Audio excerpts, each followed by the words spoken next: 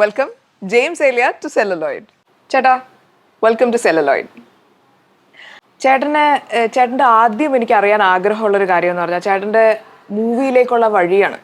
അതായത് രാജീവ് രവിയെ പോലെ എന്താ പറയുക, എക്സെപ്ഷണൽ ആയിട്ടുള്ള ഒരു ഡയറക്ടർ. അദ്ദേഹം എസ്പെഷ്യലി ക്യാമറയുടെ കാര്യത്തിൽ ഒരുപാട് ആരാധകരും അത്രയും മാജിക്കൽ ലൈറ്റിംഗ് ഒക്കെ ക്രിയേറ്റ് ചെയ്യുന്ന നല്ലൊരു ക്രിയേറ്ററാണ് ചേട്ടനെ ഡിസ്കവർ ചെയ്തത്. അപ്പോൾ എങ്ങനെയാണ് ചേട്ടൻ അതിലേക്ക് എത്തിയത് എന്ന് ഞങ്ങൾക്ക് അറിയാനായിട്ടൊരു ഭയങ്കരമായ ക്യൂരിയോസിറ്റി ഉണ്ട്. ഞാൻ ബേസിക്കലി നാടകങ്ങളൊക്കെ അഭിനയിച്ചിരുന്ന ഒരാളാണ്. ഇപ്പോഴും അഭിനയിക്കണൊക്കെ ഉണ്ട്.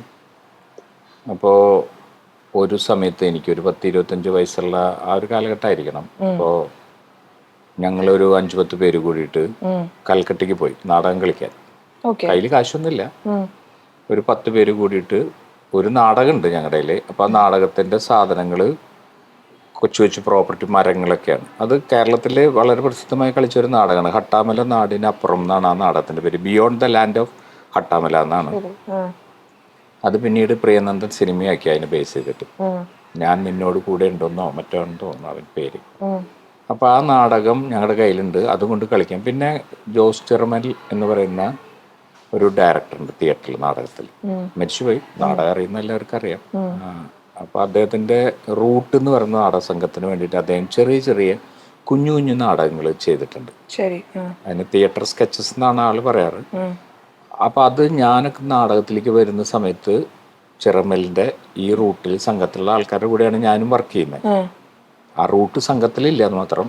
അപ്പോൾ അവിടെ ഉണ്ടാക്കുന്ന ഒരു 5 മിനിറ്റ് 10 മിനിറ്റിൻ്റെ സ്കെച്ചസുകൾ ഞാൻ അഭിനയിക്കുന്നുണ്ട്.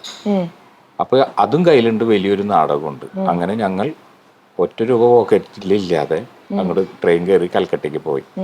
കൽക്കട്ടയ്ക്ക് എന്തുകൊണ്ട് പോയെന്ന് വെച്ചിട്ടുണ്ടെങ്കിൽ അന്ന് സ്കൂൾ ഓഫ് ഡ്രാമ, തൃശ്ശൂർ ഒരു സ്കൂൾ ഓഫ് ഡ്രാമ ഉണ്ട്. ഞാൻ ഉണ്ട് എന്ന് പറയുന്നത് അറിയുന്ന ആൾക്കാർക്ക് വേണ്ടിയിട്ടല്ല, പലർക്കും സ്കൂൾ ഓഫ് ഡ്രാമ അറിയാത്തതുകൊണ്ടാണ്.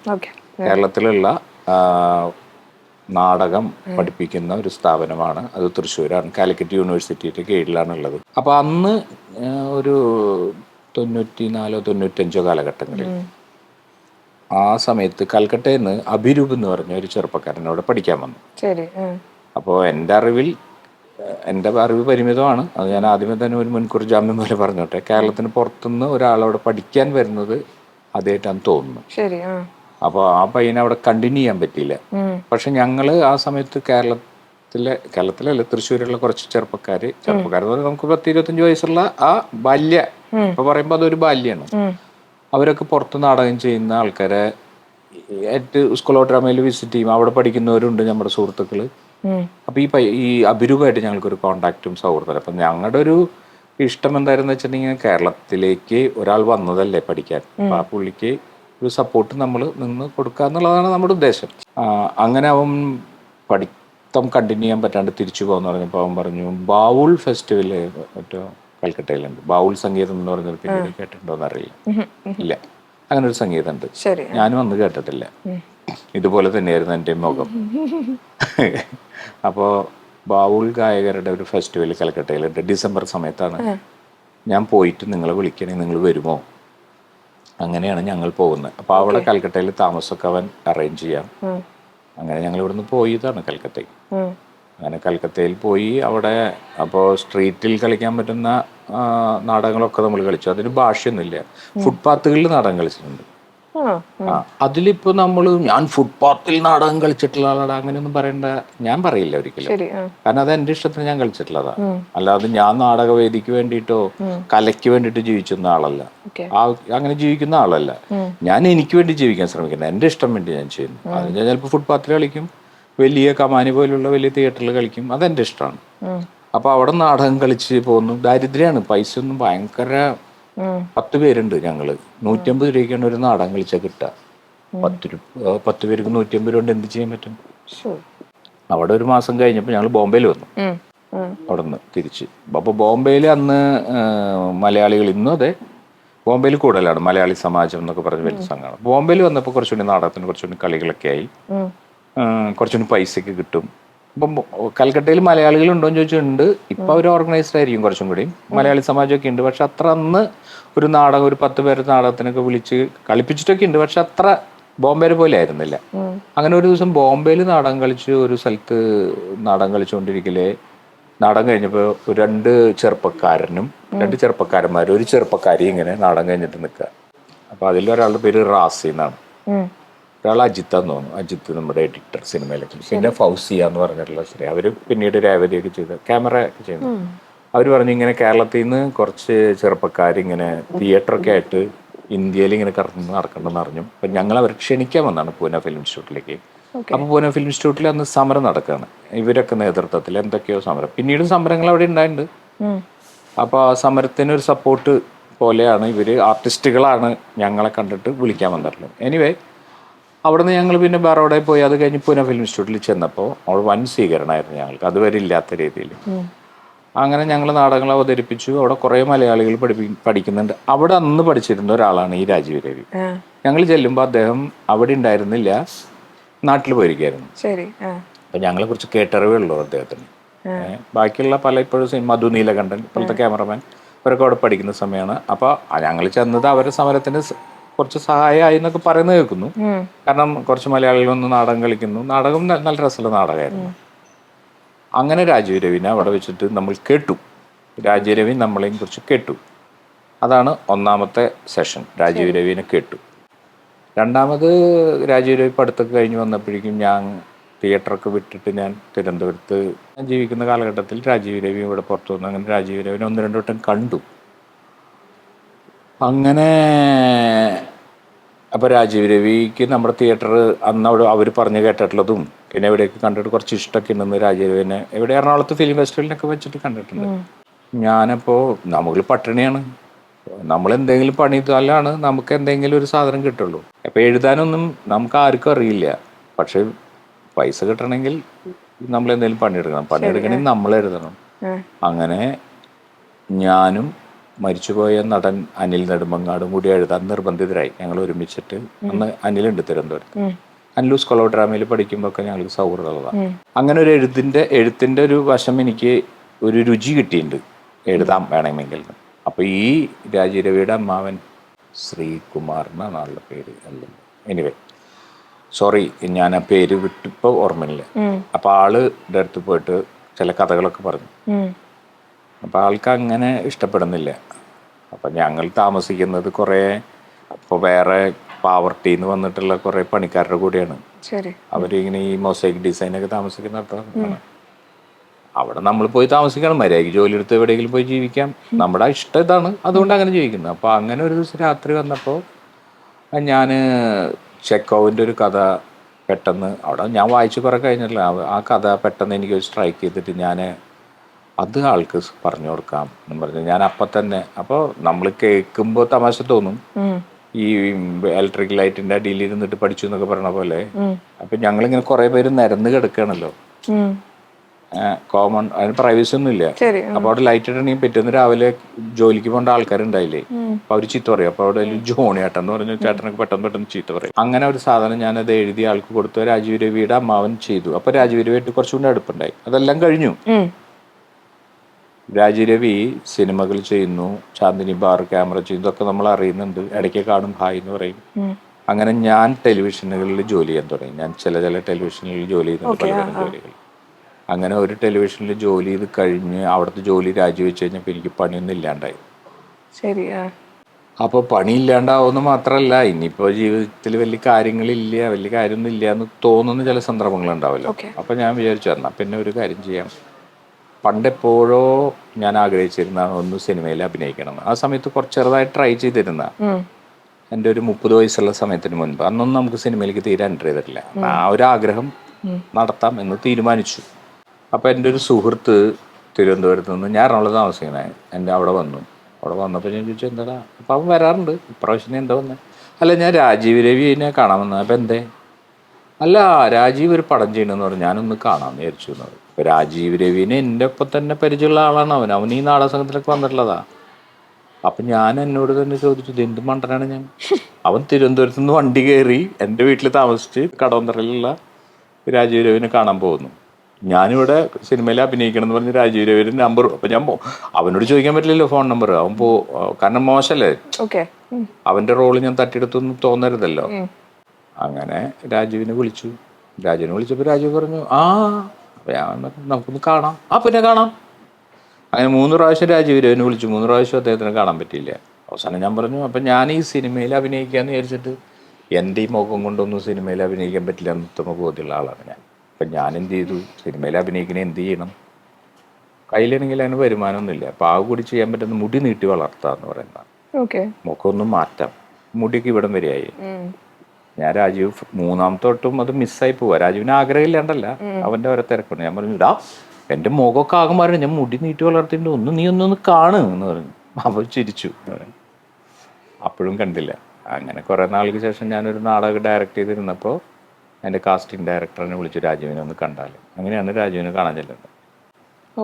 അങ്ങനെയാണ് രാജീവിൻ്റെ കാസ്റ്റിംഗ് നടക്കുന്നത്. ഞാൻ രാജീവിൻ്റെ അടുത്ത സിനിമയ്ക്ക് പോകുമ്പോൾ എൻ്റെ ഒരു ആഗ്രഹം നടക്കാതെ പോയി, ഒരാഗ്രഹം നടക്കാം, ഒരു സിനിമ ചെയ്യാം, ആ പരിപാടി അവസാനിപ്പിക്കാം എന്ന് വിചാരിച്ചു. അത്ര വിചാരിച്ചുള്ളൂ. അത് പിന്നെ ഇങ്ങനെ ഇതിപ്പോൾ ഇവിടം വരെ ആയി. I think you're not passionate about acting, but you're very serious about acting. എന്ന് എനിക്ക് സംസാരിച്ചപ്പോൾ എനിക്ക് തോന്നി. ആയിരിക്കില്ലേ, കറക്റ്റ് ആയിരിക്കാന്ന് എനിക്ക് തോന്നി. കാരണം എനിക്ക് ചില സമയത്ത് സംസാരിക്കുന്ന സമയത്ത് നമുക്ക് ചില കാര്യങ്ങൾ ഒരുപാട് ഇല്ലെങ്കിൽ പോലും നമുക്ക് ഫീൽ ചെയ്യും, ഒരുപാട് ഡെപ്ത് ഉണ്ട് എന്ന് തോന്നും ചിലർ സംസാരിക്കും. അതുപോലെ ഒരാളായിട്ട് ചേട്ടനെ എനിക്ക് ഫീൽ ചെയ്യുന്നുണ്ട്. വളരെ ഗൗരവത്തിൽ ജീവിക്കണം ആഗ്രഹിക്കുന്ന ആളാണ്. അതെന്തുകൊണ്ട് അങ്ങനെ? അല്ല, ഞാൻ ഭയങ്കരമായിട്ട് ഹ്യൂമർ ഇഷ്ടപ്പെടുന്ന ആളാണ്. ഹ്യൂമർ കാണാൻ മാത്രം ഇഷ്ടം അല്ല, ഞാൻ എന്നോട് സംസാരിക്കുന്ന ആൾക്കാർ ചിരിച്ചുകൊണ്ടിരിക്കണമെന്ന് ഭയങ്കരമായിട്ടുള്ള ഷാഡിയുള്ള ആളാണ്. അതുകൊണ്ട് ഞാൻ തമാശ പറഞ്ഞുകൊണ്ടേയിരിക്കും. ഞാൻ ചിരിക്കാൻ സാധ്യത വളരെ കുറവ്. ബോധപൂർവ്വം അപ്പോ ഞാൻ കണ്ടിട്ടുള്ള, ഇപ്പൊ നമുക്ക് എല്ലാവർക്കും ഇഷ്ടമുള്ള ചാപ്ലിന്റെ ഇന്റർവ്യൂ കണ്ടിട്ടുണ്ടെങ്കിൽ ഈ മനുഷ്യനാണ് നമ്മളെ ചിരിപ്പിച്ചെന്ന് തോന്നും. അവർ ചിരിപ്പിക്കുക, അവര് മറ്റുള്ള ജീവിതങ്ങൾ. അപ്പൊ അങ്ങനെ ഒരു അനുകരണമായിരിക്കാം. പിന്നെ ആക്ടിങ്ങിനെ കുറിച്ച് പറയണെങ്കിലേ, പാഷനായിട്ട് എല്ലാവരും പറഞ്ഞാൽ, ഞാൻ നാടകത്തിലൊക്കെ വരുന്ന സമയത്ത് ആൾക്കാർ കൂട്ടുകാരെ എന്നെ കളിയാക്കായിരുന്നു. കാരണം എന്ന് പറഞ്ഞിട്ടുണ്ടെങ്കിൽ ഒരു കുരങ്ങനാവിടാ എന്ന് പറഞ്ഞാൽ അപ്പോഴേക്കും ഞാൻ കുരങ്ങന്റെ വാലൊക്കെ സംഘടിപ്പിച്ചിട്ട് കുരങ്ങനാകുമായിരുന്നു. അല്ല, നമ്മൾ ഉദാഹരണത്തിന് ആ ഒരു എന്താ പറയാ ത്വരയുണ്ടല്ലോ, അത് കുറെ നാൾ കഴിയുമ്പോ അത് പോവും. അത് കുറഞ്ഞിട്ടുണ്ട്. ചാടി വീഴാന്ന് പറയുന്നത് ചിലപ്പോ കാലങ്ങളുടെ ഇത് കൊണ്ടായിരിക്കാം. മറ്റത് എന്തും ചെയ്യാൻ ഇപ്പോഴില്ല എന്നല്ല പറയണേ, പക്ഷെ അതിന്റെ ഒരു തീവ്രത പറഞ്ഞു. ശരി, ഞാൻ ചേട്ടന്റെ ഒരു ഇന്റർവ്യൂ കണ്ടപ്പോഴത്തേക്കും ചേട്ടൻ പറയുന്നത് ഓൾമോസ്റ്റ് 19 മൂവീസോളം കഴിഞ്ഞിട്ടാണ് ചേട്ടൻ ജോസഫ് എന്നൊരു മൂവി ചേട്ടൻ ചെയ്തതും. ജോസഫ് ചേട്ടൻ ഭയങ്കര ടേണിംഗ് പോയിന്റും ആയിരുന്നു അല്ലേ? നമ്മൾ ജോസഫ് അഭിനയിക്കുന്ന സമയത്ത് ഇത് എത്രാമത്തെ സിനിമയാണെന്നൊന്നും നമ്മൾ നോക്കിയിട്ടില്ല. ശരി, അതിന്റെ തമാശ എന്താ വെച്ചിട്ടുണ്ടെങ്കിൽ, ഞാൻ ഇപ്പൊ ഒരു ഇന്റർവ്യൂ ആണല്ലോ നമ്മൾ കൊടുക്കുന്നത്. ഞാൻ എന്നോട് തന്നെ നമ്മൾ സങ്കല്പിച്ചിട്ടുള്ള ഇന്റർവ്യൂകളുടെ എണ്ണം നോക്കിയിട്ടുണ്ടെങ്കിൽ അതൊരു 1000 കണക്കിന് ഉണ്ടാവും. ഞാൻ ഇന്റർവ്യൂവിന് പോകുന്നു, ഞാൻ എന്റെ ചോദ്യത്തിന് എന്റെ മറുപടി പറയുന്നു എന്നൊക്കെയുള്ള ഒരു ഇമാജിനേഷൻ നമുക്ക് കുറെ നടന്നിട്ടുണ്ട്. പക്ഷെ ഞാൻ പൊതുവെ ഇന്റർവ്യൂവിൽ കൊടുക്കാൻ ഇഷ്ടപ്പെടുന്ന ആളല്ല. എന്നോട് ഇന്റർവ്യൂ കണ്ടെന്ന് പറഞ്ഞാൽ 4-5, ഇതിപ്പോ 5ാമത്തെ എങ്ങനെയായിരിക്കും വേണമെങ്കിൽ. അതുപോലെ തുടക്കത്തിൽ സിനിമയിൽ പോകുമ്പോൾ ഇത് എഴുതി വെക്കണം, സിനിമയുടെ പേര് 1 ഇന്നത്, 2 ഇന്നതെന്ന് വിചാരിച്ചിരുന്നു. 1 കഴിഞ്ഞപ്പോ പിന്നെ എഴുതി വെക്കലൊന്നുണ്ടായില്ല. പിന്നെ ആരൊരു സുഹൃത്ത് ഇപ്പൊ എത്ര സിനിമയായി, മറ്റൊന്ന് എഴുതി വെക്കൂ, അത് മറ്റേ അതിൽ കൊടുക്കണം, വിക്കിപീഡിയയിൽ കൊടുക്കണ്ടേ, എന്നാലല്ല ആൾക്കാർ. അപ്പോഴാണ് ഞാൻ 1, 2, 3 അങ്ങനെ എണ്ണി വന്നപ്പോഴാണ്, ഓർഡർ പ്രകാരം ഇങ്ങനെ ആലോചിച്ച് വന്നപ്പോഴാണ് 19ാമത് വരുന്ന സിനിമയാണ് ജോസഫ്. അങ്ങനെയാണ് അത് എണ്ണിപ്പോയത്. അല്ലെങ്കിൽ ഞാൻ എണ്ണില്ല. അതുപോലെ ഞാൻ എണ്ണി മറ്റൊരു കഥയും കൊണ്ടിരുന്നു. അത് കേട്ടാൽ ഭയങ്കര തമാശ തോന്നും. ഞാനൊരു പോലീസ് നടനാണെന്നാണ് ആൾക്കാരുടെ വിചാരം. പോലീസ് വേഷങ്ങൾ വന്നിട്ടുണ്ടെങ്കിൽ മിക്കപ്പോഴും എന്നെ വിളിക്കും. അങ്ങനെ ഒരു ലുക്കും ഉണ്ട് ചേട്ടന്. അപ്പൊ എനിക്ക് ഒരിക്കലും പോലീസുകാരോട് ബഹുമാനം സ്നേഹമൊക്കെ ഉണ്ട്. പക്ഷെ നമുക്ക് ഒരിക്കലും ഒരു പോലീസുകാരനായിട്ടുള്ള അങ്ങനെ അടുത്ത ഇടപഴകലൊന്നുമില്ല. ആദ്യം അഭിനയിച്ച സിനിമ പോലീസുകാരൻ്റെയാണ്. പോലീസുകാരനായിട്ടാണ് ഈ രാജീവരയുടെ സിനിമയിൽ അഭിനയിക്കുന്നത്. അതിൽ യൂണിഫോം ഒന്നുമില്ല. പക്ഷെ ഇപ്പോൾ ഒരു പോലീസുകാരനാവാനുള്ള ഒരു യാതൊരു തരത്തിലുള്ള ഫിസിക്കോ ഒന്നും ഉണ്ടെന്ന് ഞാൻ വിശ്വസിക്കാത്ത ഒരാളാണ് ഞാൻ. ആണ്, നമുക്ക് ഓരോ വിശ്വാസങ്ങളാണല്ലോ. ഞാനൊരു ചോദ്യത്തിലേക്കാണ് ചേട്ടൻ എന്നെ കൊണ്ടുപോയിക്കൊണ്ടിരിക്കുന്നത്. അതെ, കഴിയട്ടെ. ഞാൻ എന്ത് വിചാരിച്ചു, ഒരു പോലീസുകാരൻ, ആ സിനിമയ്ക്ക് വേണ്ടി ഞാൻ എടുത്ത തയ്യാറെടുപ്പാണ്, ഒരു പോലീസുകാരന്റെ ഒരു സ്വഭാവത്തിൽ വേണം ഞാൻ നടക്കാൻ. ബോഡി ലാംഗ്വേജ് അങ്ങനെ കീപ്പ് ചെയ്യണം. എന്റെ ആദ്യത്തെ സിനിമയാണ്. ആ സിനിമയാണല്ലോ ഞാൻ അഭിനയിക്കുള്ളൂ. അതോടെ പരിപാടി കഴിഞ്ഞു. അത് മാത്രമല്ല, അപ്പൊ അവിടെ ആണെങ്കിൽ നമുക്ക് കണ്ണാടി പോലും ഇല്ലേ, ബൈക്കിന്റെ വെക്കുന്ന കണ്ണാടി ഇല്ലേ, അതൊക്കെ ഉള്ളൂ. അതിപ്പോ നോക്കണം നമ്മൾ മുഖം ഇങ്ങനെയാണ്. മേക്കപ്പ് പിന്നെ പറയണ്ടല്ലോ, മേക്കപ്പ് ഒന്നുമില്ല. ആ സിനിമ അങ്ങനെയാണ്. അതൊക്കെ മതി എന്നാണ് രാജീവിന്റെ. അത് എനിക്കും അങ്ങനെയാണ്. അങ്ങനത്തെ ഒരു സിനിമ കൂടെ വന്ന കാരണം നമ്മൾ ഏതൊരു സിനിമ ലൊക്കേഷനിൽ പോലും നമുക്ക് വളരെ ഈസിയാണ്. ഒന്നുമില്ല അവിടെ. അതായത് നമ്മൾ ഈ പറയുന്ന പല പല സംഭവങ്ങൾ അവിടെ ഇല്ല സിനിമയ്ക്ക് വേണമെന്ന് പറഞ്ഞു. പക്ഷെ സിനിമ ഉണ്ടാവുന്നുണ്ട്. അപ്പോ പോലീസ് വേഷം, അതാണ് പറഞ്ഞത്. പോലീസ് വേഷം ഞാൻ ചെയ്തിട്ടുള്ള, ഞാൻ മൂന്നിലൊന്ന്, ഞാൻ എത്ര സിനിമകൾ ചെയ്തിട്ടുണ്ടെങ്കിൽ അതിൻ്റെ മൂന്നിലൊന്ന് പോലീസ് വേഷങ്ങൾ ചെയ്തിട്ടുള്ളൂ. എന്നിട്ടും പോലീസുകാരനായിട്ട്, ആ പോലീസായിട്ട് ചെയ്യുന്ന ആളല്ലേ എനിക്ക്. എന്നോട് ആലപ്പുഴയിൽ വെച്ചിട്ട് ഞാനൊരു ഷൂട്ടിന് വേണ്ടി ഹോട്ടലിൽ നിന്ന് ഇറങ്ങി താഴെ പക്ഷേ വണ്ടി കാത്തിരിക്കുക. അപ്പോൾ അവിടെ ഇതുപോലെ റെസ്റ്റോറൻറ്റ് ഉണ്ട് ഹോട്ടലിൻ്റെ താഴെ. അപ്പോൾ അവിടെ നിന്ന് പോയിട്ട് എന്തെങ്കിലും കഴിക്കാം, ചായ എന്തെങ്കിലും കഴിക്കാമെന്ന് വെച്ചാൽ കയറിയപ്പോൾ 2 പോലീസുകാർ അവിടെ ഇരുന്ന് വർത്തമാനം പറയുന്നത്. അവർ ജെട്ടിയായിട്ട് ആലപ്പുഴ ജെട്ടിയിൽ എന്തിനാണ് അത് കഴിഞ്ഞിട്ട് അവർ ഭക്ഷണം കഴിച്ച് കഴിഞ്ഞു. അവർ നേരത്തെ വന്നാണല്ലോ, അവർ പോകാൻ നേരത്തെ ഒരാൾ എൻ്റെ അടുത്തേക്ക് വന്നു, ഞങ്ങൾ കാണാറുണ്ട്. അപ്പോൾ ഞാൻ സന്തോഷം. അപ്പോൾ ഏത് സ്റ്റേഷനിൽ വർക്ക് ചെയ്യണമെന്ന് ചോദിച്ചു. അപ്പോൾ ഞാൻ പറഞ്ഞു ഞാൻ പോലീസുകാരനല്ല. അപ്പോൾ ഇത് എനിക്കത് പുത്തിരിയായിരുന്നില്ല. കാരണം ഈ രാജീവ് രവിയുടെ ആദ്യത്തെ സിനിമ റിലീസായിട്ട് രാജീവ് രവിയുടെ വീട്ടിലേക്ക് വന്നു, കടവന്തരയുള്ള വീട്ടിൽ. രാജീവ് രവിയുടെ അമ്മയ്ക്ക് എന്നോട് ഭയങ്കര ഒരു ബഹുമാനം.